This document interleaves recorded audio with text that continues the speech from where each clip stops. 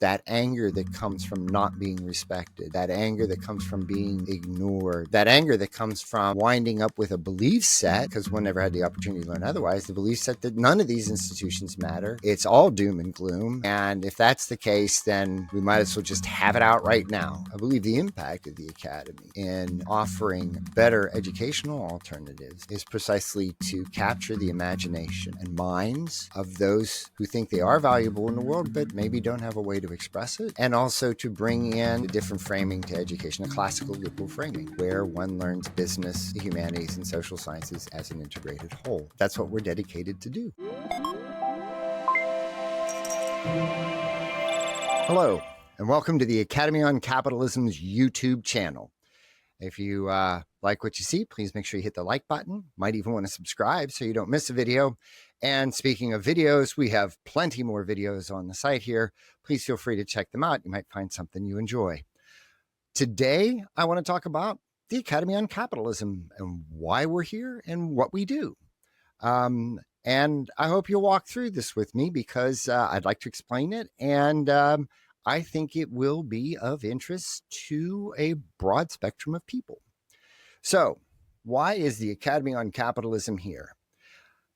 To summarize it in one sentence, I believe it's because liberal students get an organized education and students on the right, libertarian and conservative students, do not. Once again, I think students on the left receive an integrated, coherent, organized study program from freshman to senior, and that those who maybe identify as libertarian or conservative, or maybe are conservative or libertarian curious, do not. Now I got to explain. So first, let me explain. There's nothing bad about the former. There's nothing bad about students on the left receiving an organized education. In fact, it's a great thing. Nobody should be angry about that, right? To be able to build your knowledge base, to be able your senior year to look back on your freshman year and see how they tie together, how you're building one class or one lesson on the other to achieve some sort of coherent whole where, yeah, you've built something over your 4 years. There's some sort of thematic understanding of the world that resonates with you. And along the way, you've learned a lot of various and different things is the technical term in the academy. But whatever your subject is, history, philosophy, psychology, up and through. And that's a great thing. The problem is, though, that's not really available to students who do not identify as, say, being left of center. And it certainly doesn't serve students who are curious about what might lie on the other side of that fictional midpoint, right? Why, you might ask? Well, we know that the professoriate is overwhelmingly liberal. A very small percentage is conservative. A lot of reasons are given for this. But part of it's kind of a self-selection these days,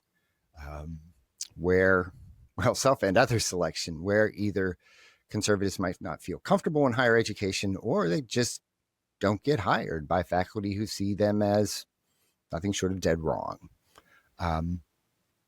So the first 2 years, the general education program, in the humanities especially, but very often in the social sciences as well, political science or criminal justice, even economics, dominated by professors with this sort of left of center approach and framing of the educational endeavor. And conservatives, I've seen estimates of 9 to 10% in the faculty curriculum. I'd be surprised if it was that high in state schools. And libertarian folk, kind of like me, registering around 1%. There's just no option. There's nowhere to go. That's the sad thing. If one is interested in learning about these things, and not just learning it from the opponents. And I realize opponents try, under the best circumstances, opponents will try to accurately, frame whatever the other side of an issue is. But it's an entirely different thing than to learn from somebody who studied it, and from somebody who feels comfortable walking down that sort of intellectual path. One gets an entirely sort of different feel for it. And very importantly, too, we know this from all sorts of things that, being able to talk to somebody, another human being, right? Having them there and being able to talk to them kind of softens our views on just about everything. Not everything, but just about everything, right? Here's a person, they're nice, they're kind, they're just, they're doing their jobs, they interact with me. Wow, they can't all be evil, whoever they are, right? There's good people out there. It's very important to have that human contact, and that's just not possible. So what students are left with then, if you will, I don't like the terms left and right, but it's the ones I sort of inherited, so we'll kind of run with that. But do understand it. I understand all the limitations to it. But students on the right, kind of catch as catch can. Maybe there's a speaker that comes in they can go see. Maybe there's a student club. Maybe there's a student club they can join if somebody actually sponsors the club. Maybe there's some sort of summer opportunities or internships at some organization. Maybe they can kind of grab something here or there. They can read on their own. But it's definitely not, it's catch as catch can, especially in the first 2 years of the Gen Ed program, because it's usually humanities and social sciences, which we know do lean more left than sort of the general population do. Now, once students get to major, and here's kind of a sad thing, but we know this is true. Ask academics. I know this is true, and students know this is true. So let's say you go into business or engineering or some other professional degree like health sciences. I'll leave law out of this right now, but in health sciences in your second 2 years, okay? The disconnect is palpable. And in fact, it's encouraged. So those who might be left of center may not have had all that many kind things to say about business or markets or free enterprise in the first place. And then once one gets into their professional area, well, things are required. A lot of these programs, they'll require almost all the courses students take, leaving very little for electives, and openly viewing those first 2 years as not being relevant to what we're doing now. Now we're doing accounting, right? Now we're doing marketing. Now we're doing engineering, computer data. That's not related to that. So yay, you've suffered through the first 2 years. Now you get to do the thing you wanted to do. And what a tragedy on many levels, right? Both if one is left of center to all of a sudden be told that all that stuff doesn't matter when maybe you think it does. You think there's corporate social responsibility to be had in business or sustainability issues. And we do see those issues coming into business schools, right? And you see those as continuing. But if you're on the other side, you've basically been told your first 2 years are wasted. And you know what? It's not entirely wrong, especially if those first 2 years were really hostile to markets, market economies, market societies. Talking about the sort of imperialist, self-interest motive and the disaster it's wreaked, supposedly. Yeah, you basically had to waste half your tuition in order to get to what you wanted to get. That can't foster good feelings. I think they can't foster more of a desire to learn. If anything, it probably fosters this desire just to get done and get the hell out. And that's where we leave students, right? That's where we leave students. We face another problem with the lack of an organized education, opportunities right of center.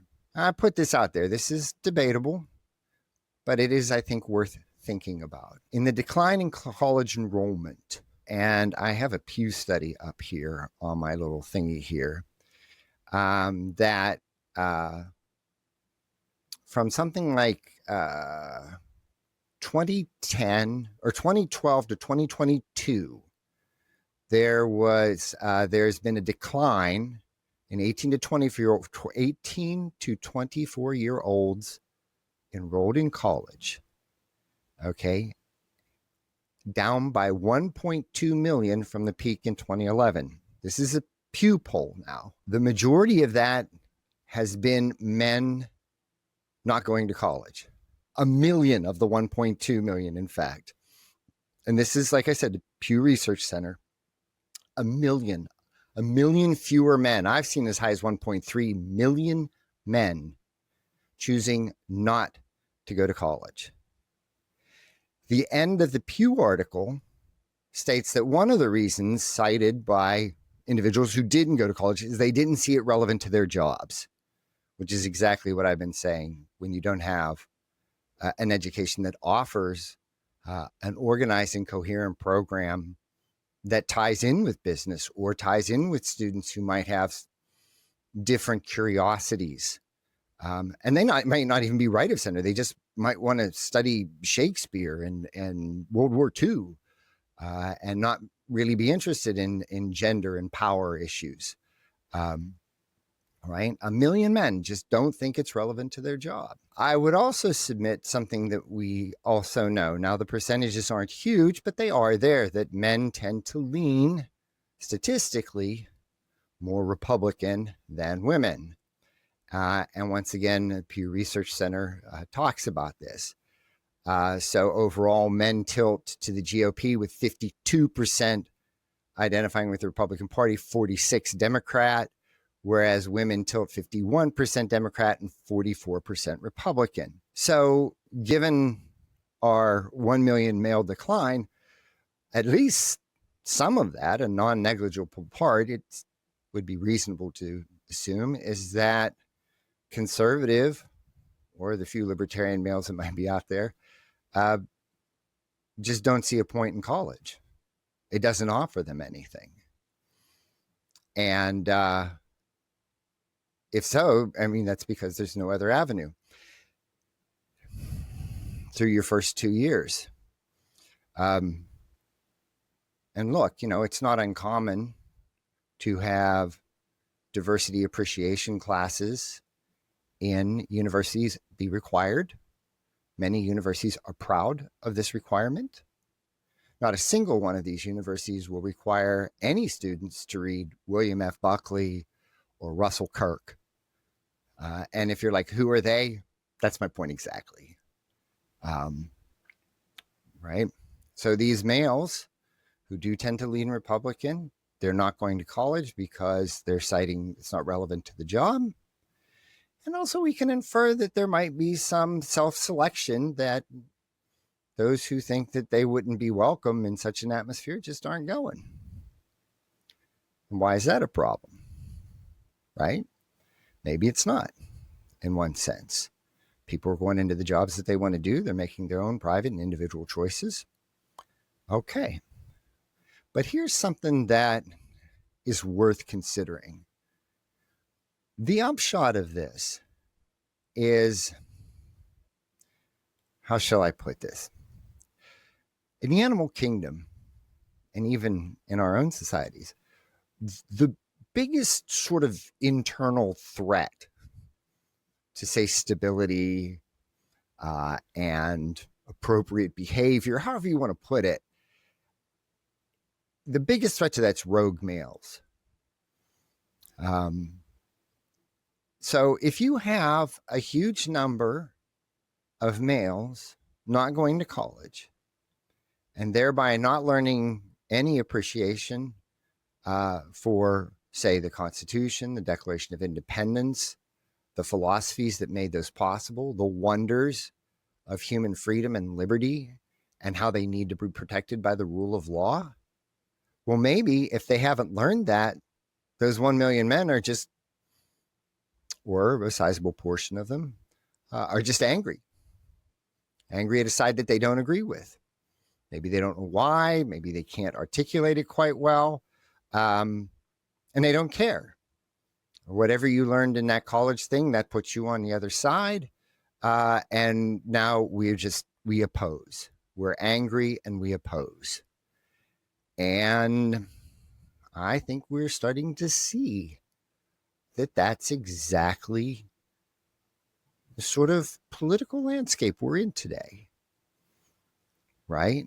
Where anger and owning your opponent are what matters, not whether one's right or wrong. And we are also finding from those in power, right, um, throughout the system right now, and in a Republican administration, and we're finding it with popular bloggers and others, an outright disdain for traditionally liberal institutions. Now, here, liberal, I don't mean politically like left to center liberal. I mean liberal as in respecting human individual rights, freedoms, and the protections on those freedoms that one should have, say, against the government. Those have been totally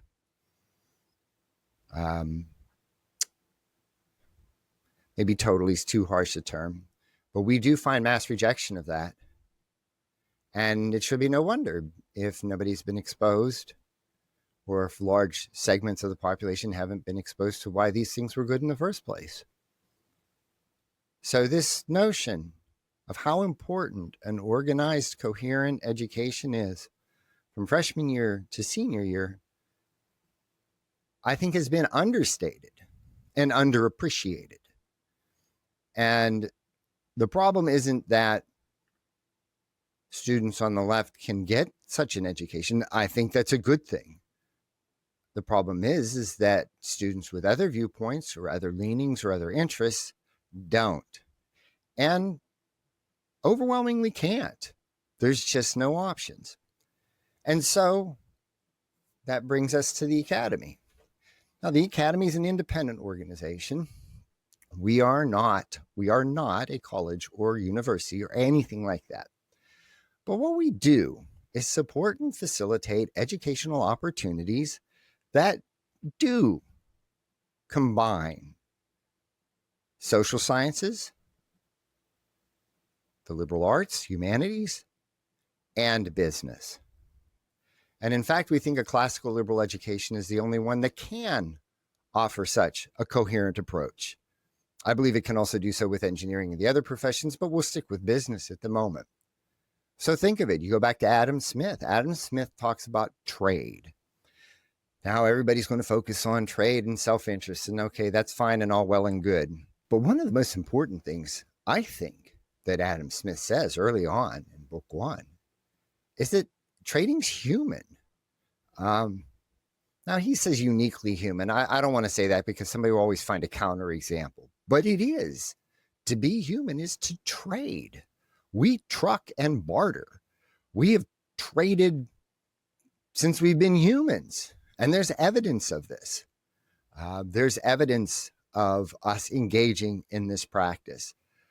There is a theory and evidence out there that actually language may have arisen out of accounting procedures.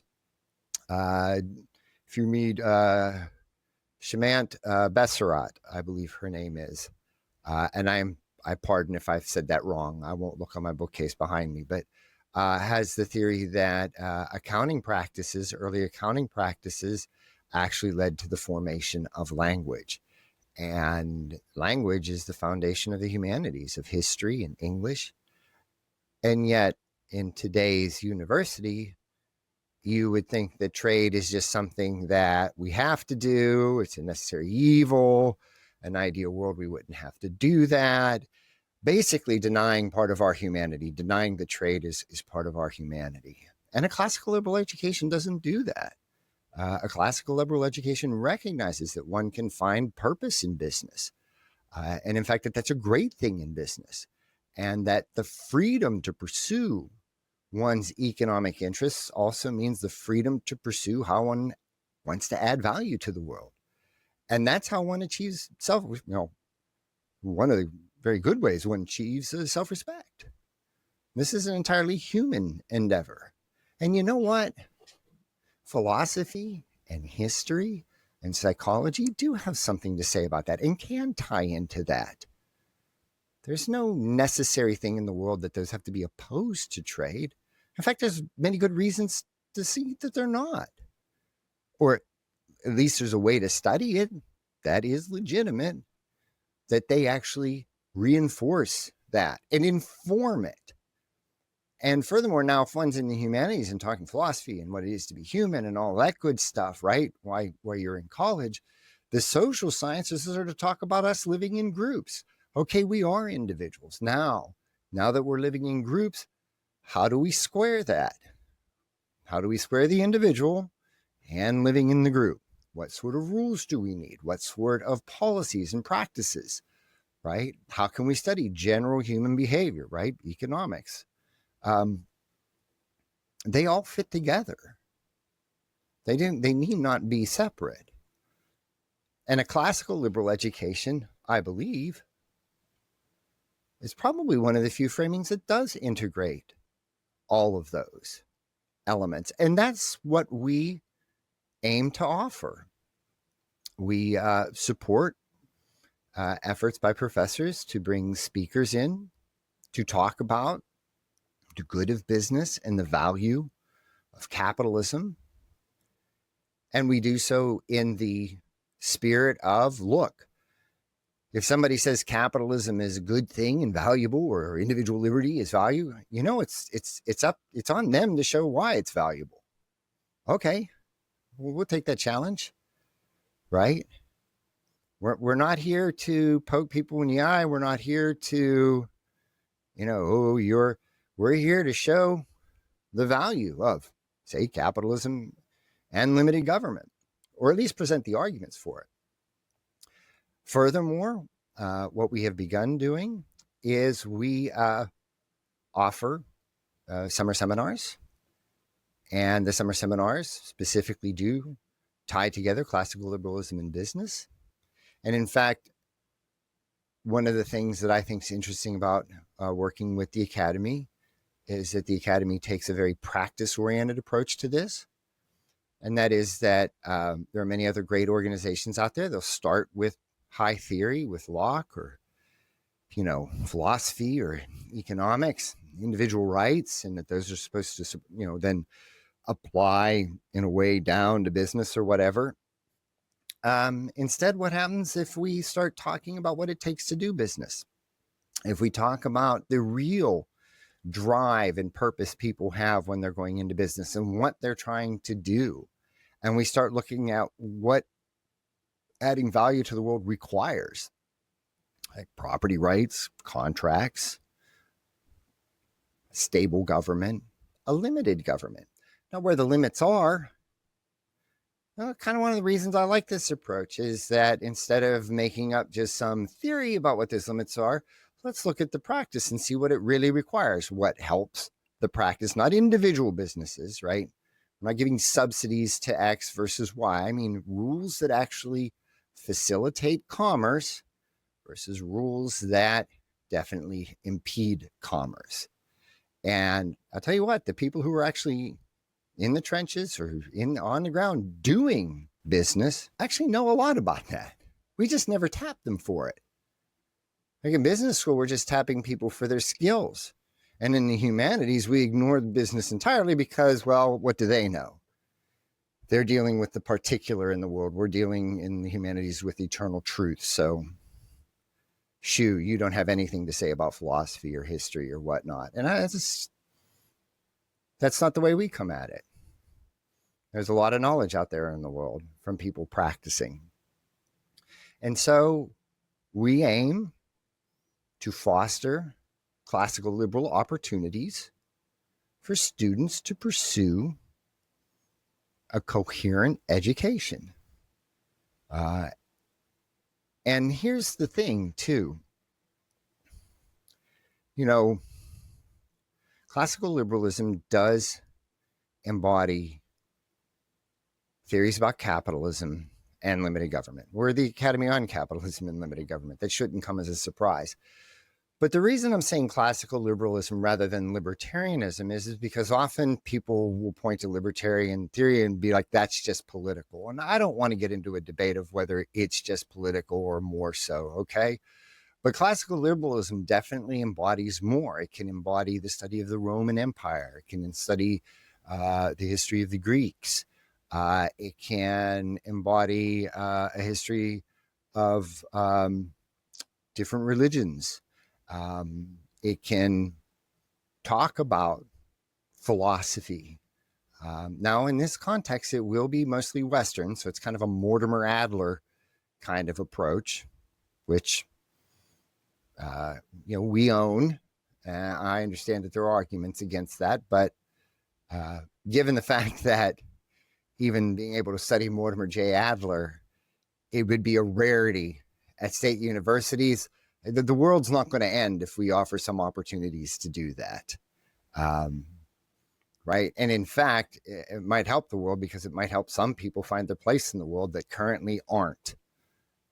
So we offer these opportunities in a coherent and organized fashion. At least this is what we're attempting to do.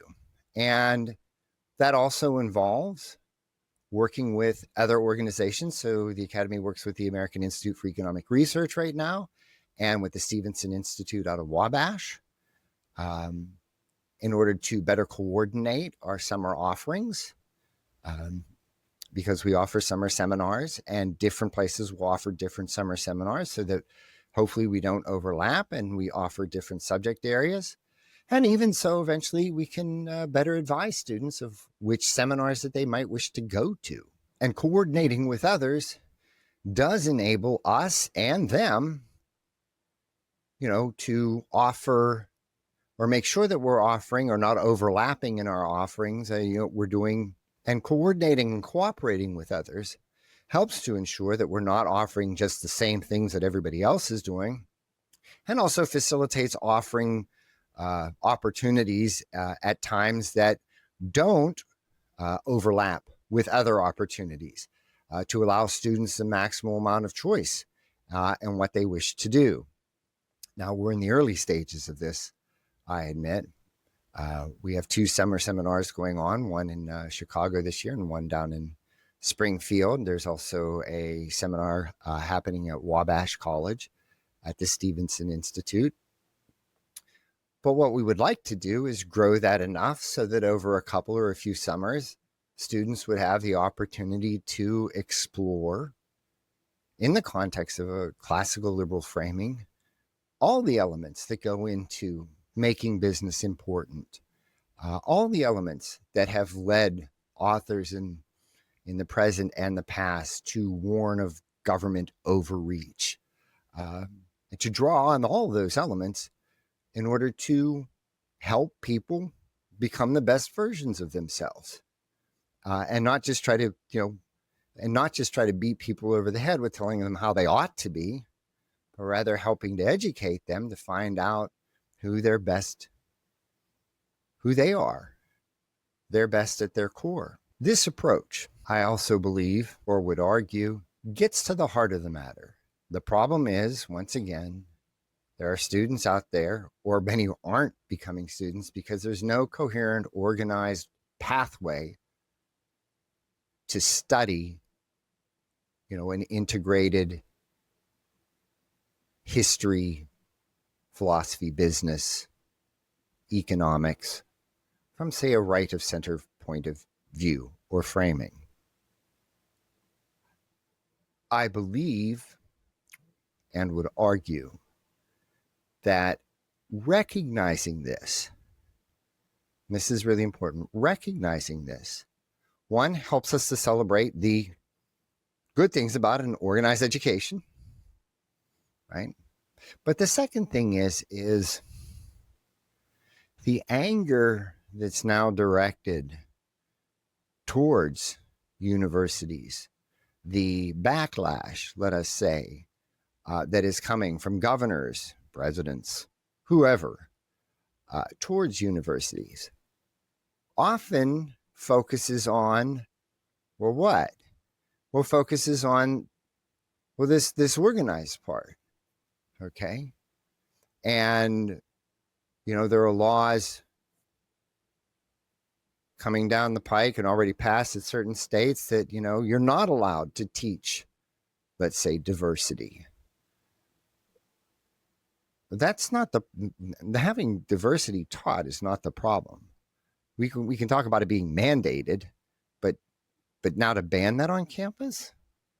So what you're doing then maybe is fracturing at least the one organized education that people were getting. That's not helping. There are other states that are passing laws that you have to teach alternate theories, maybe in the hope that somehow John Locke will find his way into be one of those alternate theories, or free market economics, although it's looking to be weirder than that, if you will. But law is like you have to teach alternate theories. That, once again, that doesn't get anywhere. First of all, if you're forcing people who don't like something to teach it, that's trouble. You're not going to get a very accurate representation. And second of all, leaving what that alternate theory is, leaving that as woolly as it is, can lead to some pretty gross interpretations of the law, right? Do I have to teach that Napoleon didn't exist? Because there's a theory out there that Napoleon didn't exist. That's no. I don't have to do that. So it's not about just making people teach other things, and it's definitely not about the fact that people are teaching certain things. It's that that's the only option. And we find places like, which I love, by the way, the Heterodox Academy. Wow, it's really great. FIRE, Foundation for Individual Rights. What they talk about is the necessity of free speech. Yeah, that's a classical liberal value, obviously. And colleges should be a haven of free speech. Absolutely. Diversity in viewpoints. Yes. Well, that sounds like a good thing, right? Diversity in viewpoints. If one is to learn different viewpoints, I realize that there are theories of higher education, or I should say theories of universities, that universities ought to be, if you will, soul-making institutions where one teaches the proper virtues and nothing else. And we can find that on some state universities that lean left. We can also find that in colleges on the religious right, by the way, too, right?